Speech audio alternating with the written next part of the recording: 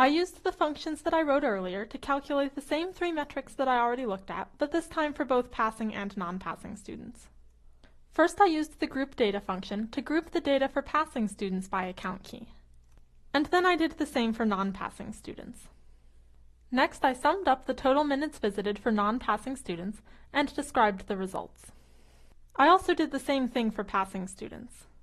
I decided to print the data for both groups of students within the same cell so that it would be easier to compare the output.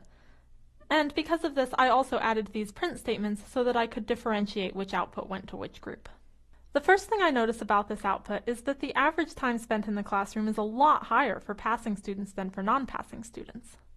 These means correspond to about 6.5 hours in the first week for students who pass, and 2.5 hours for students who don't pass, which is quite a difference. The standard deviation is also a lot higher for students who pass. This isn't surprising to me since the mean is so much higher for passing students, and the more time students are spending, the easier it is to have a lot of variation among the times. The minimum is 0 for both, which is as I expected. I wouldn't guess that not visiting the classroom during the first week makes it impossible to pass your project.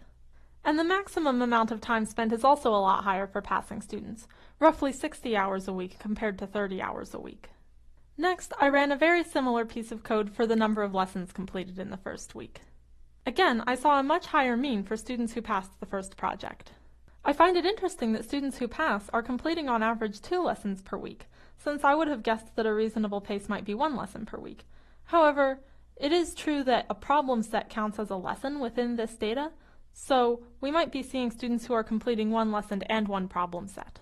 The maximum is also higher for students who pass, although the difference here isn't as dramatic as it was for total minutes spent in the classroom. And finally, I ran very similar code again to examine the has visited field. In this case, I saw that the minimum and maximum days visited weren't different between students who passed and students who didn't pass.